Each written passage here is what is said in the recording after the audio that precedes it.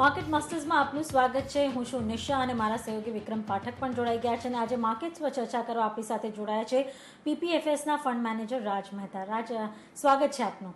તો અત્યારે આપણે જોઈ રહ્યા છે, સૌની નજર તો છે આરબીઆઈ ક્રેડિટ પોલિસી ઉપર। આપની શું અપેક્ષા છે? કારણ કે એક મિડ પોલિસી આપણને ઓલરેડી જોવા મળી છે મેમાં, તો આ પોલિસીમાં શું અપેક્ષા રાખવી જોઈએ?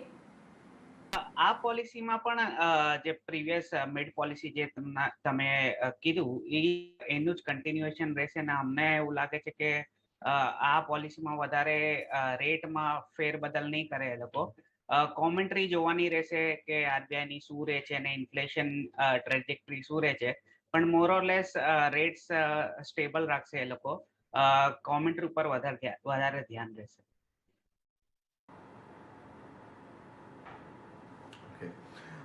એ સાથે રાજ, ઓવરઓલ એક પહેલા આપની પાસેથી ચર્ચાની શરૂઆતમાં સમજવા માંગીશું કે ગ્લોબલ માર્કેટ તરફથી અત્યારે આપણને જે સિનારીઓ બનતો દેખાઈ રહ્યો છે, ધીમે ધીમે યુરોપ અને યુએસના ઇકોનોમિક આપણને ઓપન અપ થતા દેખાઈ રહ્યા છે।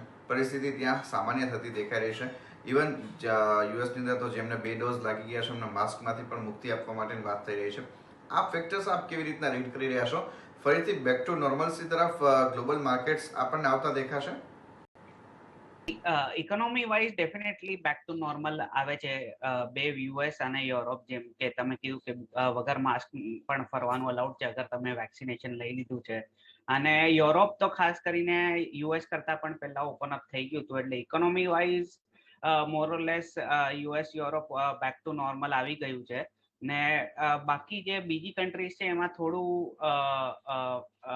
ડિફરન્સ છે, એટલે થોડી કન્ટ્રીઝમાં એકદમ જ ઓપન અપ થઈ ગયું છે અને થોડી કન્ટ્રીઝમાં હજી પણ લોકડાઉન સિનારીઓ છે। એટલે ઓવરઓલ જે મોટી ઇકોનોમીઝ છે યુએસ, યુરોપ અને થોડું ડેવલપ્ડ એશિયા, એમાં મોરઓરલેસ ઓપન અપ થઈ ગઈ છે ઇકોનોમી। ને હવે ઇન્ડિયામાં પણ મને એવું લાગે છે કે લગભગ નેક્સ્ટ મંથથી ધીરે ધીરે સ્ટાર્ટ થશે ઓપન થવાનું મોરઓરલેસ। હવે આપણે કેસીસ પણ નીચે જોયા છે અને વેક્સિનેશન પણ થોડું સ્ટેપ અપ થઈ રહ્યું છે, એટલે આગળ જતા એવું લાગે છે કે નેક્સ્ટ મંથથી ઓપન અપ થવા લાગશે અને ઇકોનોમી પાછી પ્રી કોવિડ લેવલ્સ પર આવવાની ચાલુ થઈ જશે। ત્યારે તમારું વિદેશોમાં પણ રોકાણ છે, ખાસ કરીને એમેઝોન છે, ફેસબુક છે, આવા બધા શેર્સ તમે જુઓ તો વોલેટાઇલ રહ્યા છે। તમે એક મહિનો જુઓ તો જબરદસ્ત તેજી રહી, પાછલા એક સપ્તાહને જુઓ તો ખાસું દબાણ ત્યાં જોવા મળ્યું। કઈ રીતે ત્યાં મેનેજ કરી રહ્યા છો ત્યાંના પોર્ટફોલિયોને? જી, લાસ્ટ એક મહિનામાં એ લોકોનું આઉટ પરફોર્મન્સ એટલા માટે પણ હતું કેમ કે બધા કંપનીઝના રિઝલ્ટ હતા એના માટે, ને બધા જ કંપનીના રિઝલ્ટ અગર તમે જોશો તો બહુ જ સારું એવું ગ્રોથ દેખાયું છે। ખાસ કરીને જે કંપનીઝનું નામ તમે લીધું, એમેઝોન, ફેસબુક, માઇક્રોસોફ્ટ, ગૂગલ, એ બધી કંપનીઝ ડિજિટલ છે, એટલે એ લોકોએ ખાસ કરીને ગ્રોથ જોયું છે લાસ્ટ એક વર્ષમાં। ડિજિટલ માર્કેટિંગ કહો કે ક્લાઉડ કમ્પ્યુટિંગ કહો કે ઈ કોમર્સ કહો, આ બધા જ એરિયાઝમાં એ લોકોએ ગ્રોથ સારું એવું જોયું છે ને, એટલે રિઝલ્ટ સારા એવા છે। તમે બધા એ બધી કંપનીઝના વેલ્યુએશન અગર જોશો તો એકદમ જ રીઝનેબલ લાગે છે, ખાસ કરીને અગર એ લોકોનું ગ્રોથ જોશો તો। સાથે જ થોડા પોકેટ્સમાં થોડું ફ્રેન્ઝી દેખાય છે, થોડું ફ્રોથ દેખાય છે યુએસ માર્કેટમાં। જેમ કે આપણે ગઈકાલે જોયું એએમસી સ્ટોકમાં, એની પહેલા જોયું ગેમ સ્ટોકમાં, ટેસ્લા છે, નેટફ્લિક્સ છે, થોડા પોકેટ્સમાં થોડું ફ્રોથ દેખાય છે। પણ અગર તમે સિલેક્ટિવ રહો ને થોડી ડિટેલમાં કંપની વાઇઝ અગર ઇન્વેસ્ટમેન્ટ કરો તો સારી એવી કંપની સારા એવા વેલ્યુએશન પર પણ મળે છે।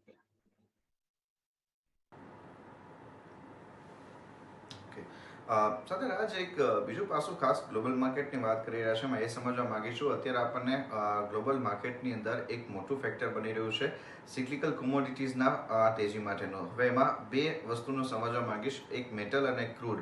આ બંનેની જે પ્રમાણેની આપણને તેજી થતી દેખાઈ રહી છે, જે પ્રમાણેના ડિમાન્ડ આઉટલુક બદલાતા દેખાઈ રહ્યા છે, આને લઈને આપણે એક આખા જે સિક્લિકલ સ્ટોક છે એનો પણ પેરામીટર બદલાતા જોઈશું। અહીંયાથી આ એક લાંબા ગાળાની તેજી તરફના મૂડ બનતા દેખાઈ રહ્યા છે।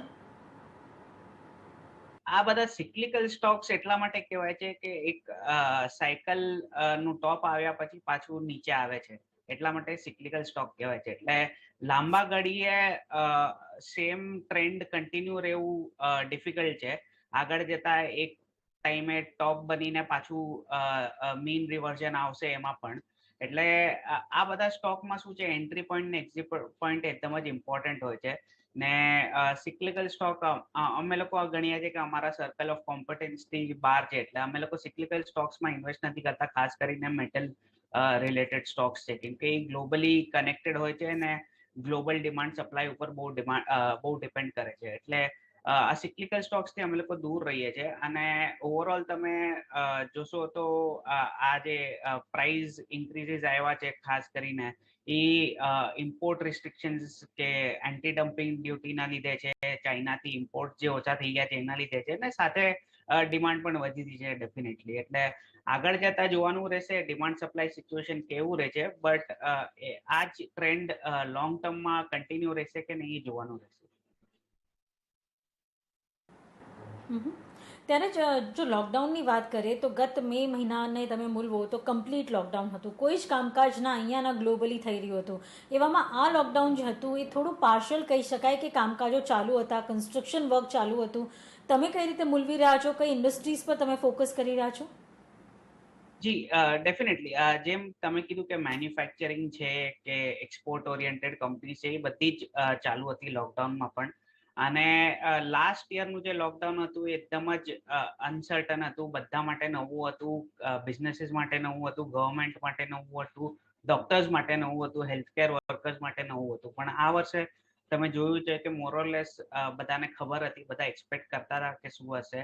ડેફિનેટલી થોડી શોર્ટેજ હતી બેડ્સની, ઓક્સિજનની એક્સેટ્રા, બટ બિઝનેસ વાઇઝ બધાને ખબર હતી શું આવવાનું છે ને એના લીધે પ્રિપેરેશન કરેલું હતું. એટલે બિઝનેસ વાઇઝ મોરલેસ એઝ એક્સપેક્ટેડ રહ્યું છે. ને લાસ્ટ યર વેક્સિનેશનનું શું થવાનું છે કોઈને ખબર નથી. આ વખતે ખબર છે કે વેક્સિનેશન જ એક ઉપાય છે, અને જેમ જેમ વેક્સિનની સપ્લાય વધતી હશે એમ પૂરું પોપ્યુલેશનને વેક્સિનેટ કરશે એ લોકો. એટલે મારા ખ્યાલથી નેક્સ્ટ 3 થી 4 મહિનામાં મોરલેસ ઘણું ખરું પોપ્યુલેશન આપણું વેક્સિનેટ થઈ જશે ને પૂરી ઇકોનોમી ઓપન અપ થઈ જશે નેક્સ્ટ 4 થી 5 મહિનામાં.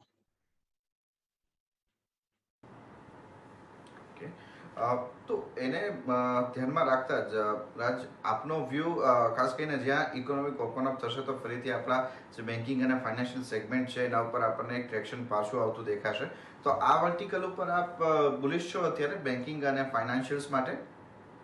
જી, જ્યારે ઓપન અપ થશે ત્યારે ડેફિનેટલી એક પ્લે બનશે. બેન્કિંગ એન્ડ ફાઇનાન્શિયલ્સ છે, બીજા ઓપ્શન્સ છે, હોટેલ્સ, એવિએશન કે હોસ્પિટાલિટી સેક્ટર્સ, એ બધા સેક્ટર્સ એકદમ સ્ટ્રોંગ રિવાઇવલ જોશે જ્યારે ઓપન અપ થશે.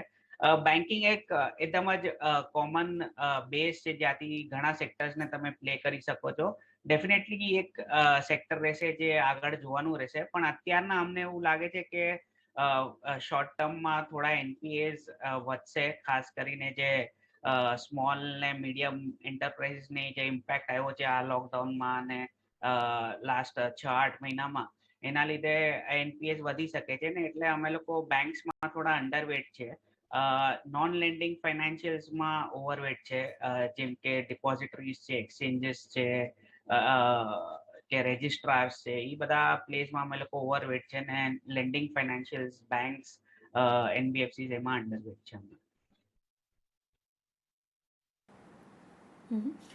ત્યારે જ કારણ કે રીચ સેન્સિટિવ સેક્ટરમાં પણ તમે જો ખાસ કરીને ઓટો છે, રિયલ એસ્ટેટ છે, આ બધા સેક્ટર્સનો સમાવેશ થાય છે. ખાસ કરીને રિયલ એસ્ટેટમાં અત્યારે એક પછી કે સારા સમાચાર આવી રહ્યા છે, કેટલું ફોકસ ત્યાં રાખવું જોઈએ?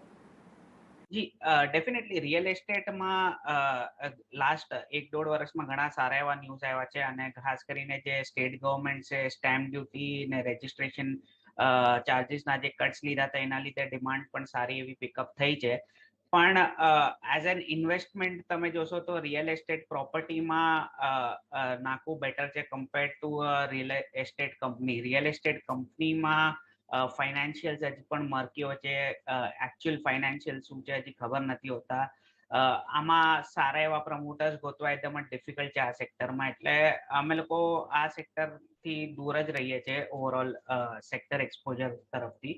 ઓટોઝ ડેફિનેટલી એક સેક્ટર છે જે જેમ લોકડાઉન ખુલશે એમ એની ડિમાન્ડ સારી એવી આવશે અને લોકો પર્સનલ મોબિલિટી ટુવર્ડ્સ શિફ્ટ થશે, જે પબ્લિક ટ્રાન્સપોર્ટ ઓછું યુઝ કરવાનું ચાલુ કરશે અને પોતાની 2 વ્હીલર કે 4 વ્હીલર ચાલુ કરશે.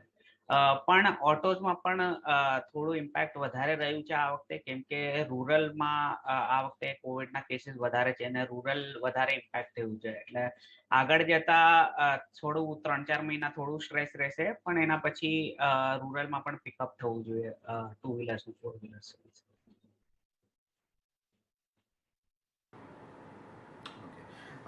સર, સાથે એક બીજું પાસું ખાસ સમજવા માંગીશું કે અત્યારે જો સેક્ટર વાઇઝ તમે આમ તો આપણે વાત કરી, પણ છતાંય પર્ટિક્યુલરલી સેક્ટર વાઇઝ જ્યાં અવોઇડ કરવું જોઈએ ખાસ ધ્યાન રાખીને, અથવા તો જ્યાંથી પ્રોફિટ થઈ રહ્યા તો એ પ્રોફિટ બુક કઈ નીકળી જવું જોઈએ, એવા વર્ટિકલ્સ કયા જોઈ રહ્યા છો આપ? કોઈ પણ સેક્ટર કે કંપની જેમાં હાઈલી લેવરેજ છે કે ડેટ વધારે છે, કોઈ પણ સેક્ટર જે ટ્રાવેલ રિલેટેડ છે, જેમ કે મેં હોટેલ્સ કીધું, એવિએશન કીધું, હોસ્પિટાલિટી કીધું, એવા બધા સેક્ટર્સથી અત્યારના દૂર રહીએ તો જ સારું છે. ક્યારે લોકડાઉન ખુલશે, પાછું થર્ડ વેવ આવશે કે નહીં, બધા બહુ ઘણા બધા અનસર્ટનિટીઝ છે ને આ બધાનું શું છે, પેરિશેબલ ઇન્વેન્ટરી હોય છે. એટલે એકવાર તમારું અગર 1 મહિનાનું સેલ્સ જતું રહ્યું તો એ તમે રિકવર કરવું ડિફિકલ્ટ છે આગળ જતા. અગર તમે બીજા કોઈ સેક્ટરને જોશો, સમજો ઓટોમોબાઈલ સેક્ટર જોશો, તો 1 મહિનાનું સેલ અગર જશે તો નેક્સ્ટ મહિનામાં થોડું રિકવરી આવશે સેલ્સમાં અને પોસ્ટપોન કરશે લોકો સેલ્સ. પણ આમાં શું છે, અગર એક એરલાઇનમાં 10 સીટ છે ને 1 સીટ અગર જતી રહી, વેકેન્ટ ગઈ, તો નેક્સ્ટ મંથમાં એ રિકવર ના થઈ શકે. એટલે પેરિશેબલ ઇન્વેન્ટરી છે ને મોરલેસ હાઈલી ડેટ કંપનીઝથી દૂર રહેવું પ્રેફરન્સ છે. બાકી બેંક્સ, એનબીએફસીસ ને જે હાઈલી લેવરેજ્ડ ફાઇનાન્શિયલ છે એનાથી પણ થોડું અંડરવેટ રહેવું અત્યારના સારું છે. આ બધા સેક્ટર્સથી થોડું દૂર રહેવું સારું છે અત્યારે. પણ ત્યારે કન્ઝ્યુમર ડ્યુરેબલ હોય કે વ્હાઇટ ગુડ પ્રોડક્ટ્સ છે કે તમે જો પેઇન્ટ કંપનીઝ છે, એને તમે કઈ રીતે જોઈ રહ્યા છો? કારણ કે હવે ધીરે ધીરે ઇકોનોમી ઓપન અપ થઈ રહી છે, કેટલી ડિમાન્ડ ત્યાં જોવા મળશે?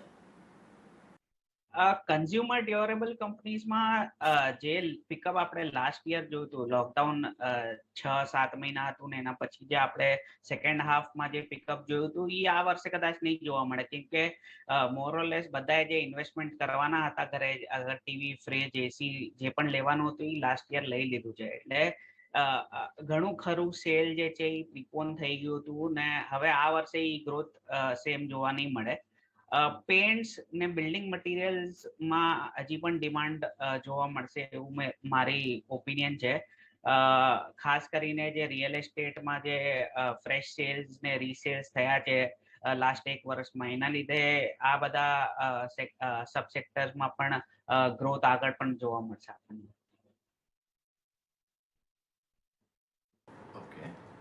સાથે જ રાજ, એક બીજું પાસું પણ આપણી પાસેથી ખાસ સમજવા માંગીશું, જે ગ્લોબલ માર્કેટના ફિનોમિનાની તરફ આપણે જોઈ રહ્યા છીએ, એમાં કે આપણને હવે થોડાક ઇમ્પેક્ટ જે છે તે આવતા એ રીતે દેખાશે કે જ્યાં જ્યાં આપણે ગ્લોબલ ઇકોનોમીની અંદર ઇન્ટરેસ્ટ રેટ સાયકલની અંદરના જે સ્ટેટમેન્ટ આવતા દેખાશે એને પણ આપણે ક્લોઝલી વોચ આઉટ કરીશું. રિસેન્ટલી આપણે જોયું હતું કે જે પ્રકારની વાત આપણે સાંભળી રહ્યા હતા યુએસ ફેડ તરફથી, કે તેઓ નજીકના સમયની અંદર એમના ક્યુઈને ક્યાંય પણ અટકાવવા માટેનું કે કોઈ પણ એમાં ફેરફાર કરવા માટેનું વિચારી નથી રહ્યા. પણ આ અંગેની વાતચીત હવે કદાચ નેક્સ્ટ પોલિસીની અંદર તેઓ શરૂઆત કરશે ટેમ્પરિંગ કરવું કે ના કરવું એના માટેની. તો આ પર્સપેક્ટિવને આપ કેવી રીતના જોઈ રહ્યા છો? ગ્લોબલ સિનારીઓ આપણને આ ટેમ્પરિંગ માટેનો શરૂ થવામાં હજુ સમય લાગશે, કે કદાચ જે રીતે ઇકોનોમિક ઓપન અપ થઈ રહ્યા છે, કદાચ આ વર્ષથી આપણે એના માટેની કોઈ સંભાવનાને જોઈ શકીશું? જી, એ અત્યારના કેવું ડિફિકલ્ટ છે, પણ જે રીતનાથી સ્ટેટમેન્ટ્સ આવી રહ્યા છે, મને એવું લાગે છે કે આ વર્ષ એટલીસ્ટ ડિફિકલ્ટ રહેશે એ લોકોને ટેપરિંગ સ્ટાર્ટ કરવાનું. અત્યારના તો હજી પ્રિન્ટિંગ ચાલુ છે એ લોકોનું ફ્રેશ મની સપ્લાયનું. એટલે મારા ખ્યાલથી ટેપરિંગ આવશે તો સહી, ક્યારે આવશે એ ક્વેશ્ચન માર્ક છે. ખાસ કરીને ઇન્ફ્લેશન ટ્રેન્ડ્સ યુએસમાં એકદમ જ સ્ટ્રોંગ રહ્યા છે, ઇન્ફ્લેશન એકદમ વધી રહ્યું છે ત્યાં, એટલે એ ખાસ મોનિટર કરવા લાયક છે. અગર ઇન્ફ્લેશન એકદમ જ અનએક્સપેક્ટેડલી વધે છે ત્યાં, તો એ એક મોટું રિસ્ક છે ખાસ કરીને ઇમર્જિંગ માર્કેટ્સ માટે પણ. એટલે એ એક મોનિટરેબલ છે, આજે આપણે ટ્રેક કરવાનું રહેશે. બાકી ટેપરિંગ આ વર્ષે થશે, નેક્સ્ટ યર થશે કે 2 વર્ષ પછી થશે, ક્યારે ને ક્યારે એ સ્ટાર્ટ થવાનું છે. અને અગર ઇન્ફ્લેશન સ્ટેડીલી વધશે તો પ્રોબ્લેમ નથી. અગર ઇન્ફ્લેશન સડન સ્પાઇક થશે તો એના લીધે ઇન્ટરેસ્ટ રેટ્સ પણ વધશે સડનલી, ને એ કદાચ ઇમ્પેક્ટ કરી શકે છે ઇમર્જિંગ માર્કેટ્સને. પણ ત્યારે તમે ક્રૂડની ચાલ પર કેટલી નજર રાખી રહ્યા છો? કારણ કે અત્યારે તમે જો એની પણ ઇમ્પેક્ટ વિદેશોમાં તો આવશે જ, પણ સાથે સાથે ભારતમાં પણ ખાસ કરીને આરબીઆઈ પોલિસી પણ એના પર ખાસ વોચ રાખે છે. જી definitely crude second highest import છે ઇન્ડિયા માટે, એટલે ડેફિનેટલી એ આરબીઆઈ ટ્રેક રાખશે એનું.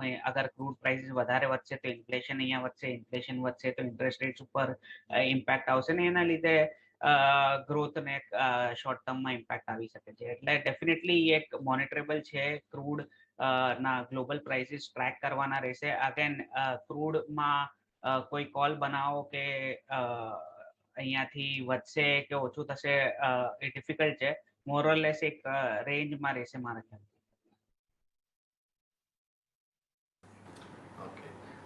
સર, સાથે એક આપના ફંડની વાત કરવા માંગીશું. આપનું એક નવું કન્ઝર્વેટિવ હાઇબ્રિડ ફંડ શરૂ થયું છે. શું છે આ ફંડની ખાસિયત અને રોકાણ કરવા માટે થઈને અહીંયા શું વધારે અટ્રેક્ટિવ વસ્તુ રહેશે?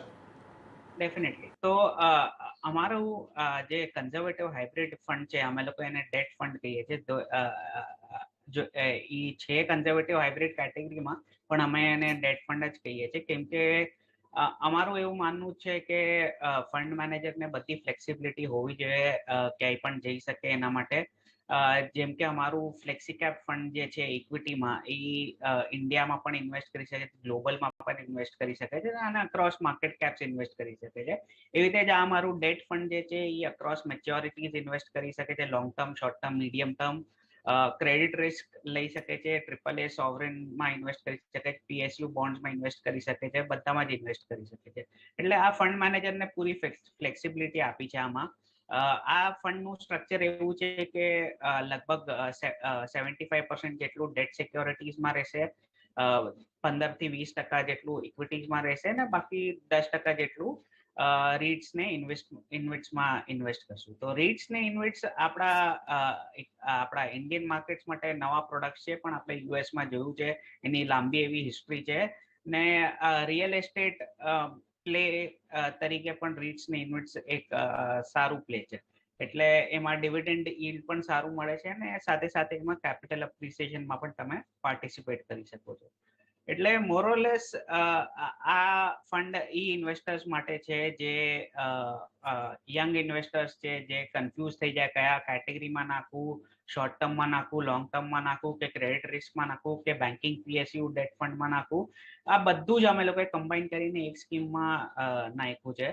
એટલે એના માટે ઈઝી રહે. અને જે રિટાયરીઝ છે કે સિનિયર સિટીઝન્સ છે કે જેનું રિટાયરમેન્ટ નેક્સ્ટ 10 થી 15 વર્ષમાં છે, એ લોકો માટે આ કોર્પસ બિલ્ડ કરવા માટે સારો એવો ટાઈમ છે.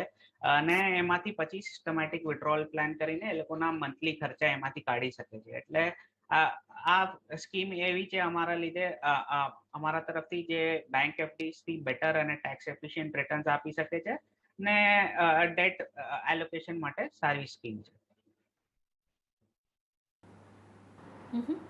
ચોક્કસ, કારણ કે રીટ્સ અને ઇન્વેસ્ટ તમે જો જેમ કીધું એમ વિદેશોમાં વધુ પ્રચલન છે, ને હવે તમે જો આ મ્યુચ્યુઅલ ફંડમાં ભારતમાં પણ જો આ મ્યુચ્યુઅલ ફંડમાં સમાવેશ થાય છે તો ડેફિનેટલી એક રિયલ એસ્ટેટ પ્લે તરીકે તમને એક વેટેજ મળે છે. પણ રાજ, હું જાણવા માગીશ, ખાસ કરીને મ્યુચ્યુઅલ ફંડમાં જો તમે પાછલા થોડા મહિનાનો એક ચિતાર જોયો હોય તો લોકો મ્યુચ્યુઅલ ફંડમાંથી પૈસા કાઢીને ડાયરેક્ટ ઇક્વિટીમાં રોકાણ કરતા હતા. શું હવે આ ટ્રેન્ડ ફરી પાછો બદલાયો છે? ડાયરેક્ટલી મ્યુચ્યુઅલ ફંડમાં ફરી પાછું રોકાણ આવી રહ્યું છે? કેટલું વધ્યું છે? એસઆઈપી થ્રુ કેટલું વધ્યું છે?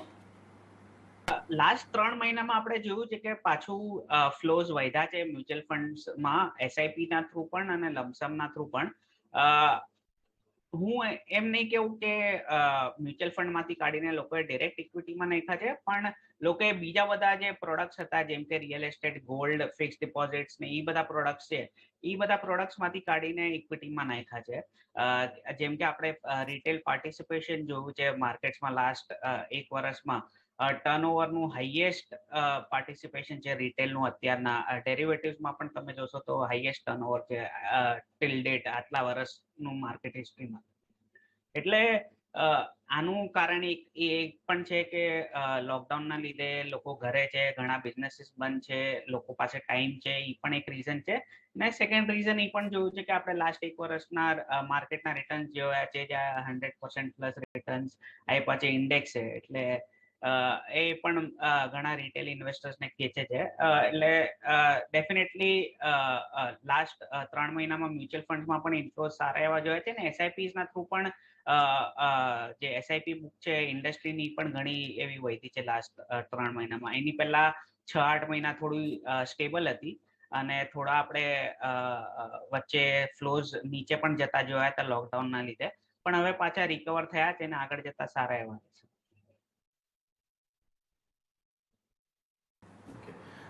રાજ, એક પાછું આપની પાસેથી ખાસ ડોમેસ્ટિક ફ્રન્ટ ઉપરનું એ સમજવા માંગીશું.